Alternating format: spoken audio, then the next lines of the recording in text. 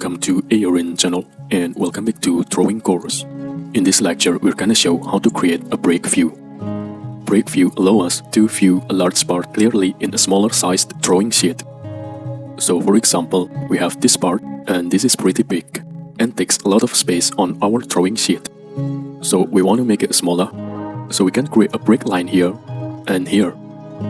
And we can define the distance between two break lines, for instance 10 millimeters. And then those break lines designate that everything that is between those break lines, it's only a uniform continuations of the model.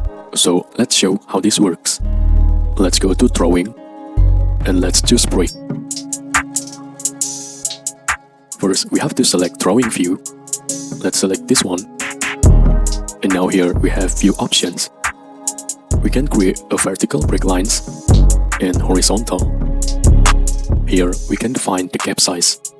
And this is the distance between two break lines. And here we can choose break line style. And we're gonna show that later.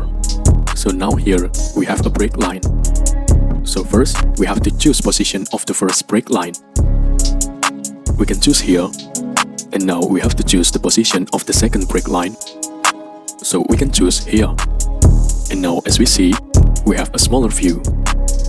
So everything that is between those two break lines, it's only a uniform continuation. Here we can define the gap size. Now we have 10 millimeters between those two break lines. We can go to 50 for example, like this. But we don't need this, so we're gonna go to 10 millimeters. And we can also change the break line style. We can go to straight cut. So we have something like this. We can go to curve cut. And so we have something like this. We can go to small zigzag cut, like this. Let's go back to zigzag cut. And let's click OK.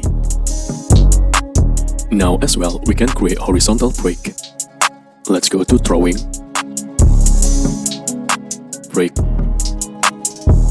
Click on this view. And let's choose here at horizontal break lines. So we can position the first break line here. And the second here. And OK. And now, instead of having a big view, we have a smaller view. And those break lines designate that this is only uniform continuation, everything that is between those two break lines. So if we want to dimension this view, we can go to annotation, smart dimension, and let's put dimension of this line here. And this is 355 millimeters, so break lines don't have effect on displayed dimensions. What it means, those dimensions are real dimensions that we define in a sketch. The same thing if we define dimensions here. This is the real dimension. Doesn't matter, here is a break. This is not the dimension of this view here, so keep that in mind. If we want to delete our break, we can click here and press delete. And yes, this is how we can delete our break. Let's go back. If we want to modify our break, just click on it. And here we can now choose the different gap size. Let's go to 15 millimeters. And we can choose the break line style. For example, we can go with straight cut, like this. As well, we can add a projected views. We can click on this view. And here we have projected view. So we can add projected view up, down, left, and right. And isometric view. Let's go with this top view. And we see that Solidworks automatically create break views for projected views. And let's define left view. And click OK. So we have the break lines automatically added to our projected views. If we don't want to break lines in our projected views, we can right click on it.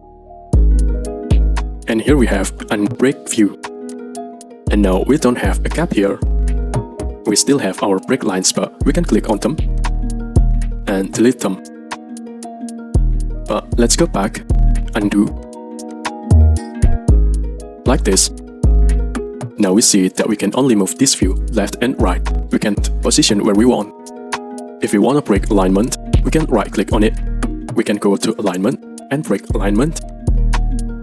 And now we can position our view where we want. If we want to go back, we can right-click on it, Alignment, and Default Alignment. And OK.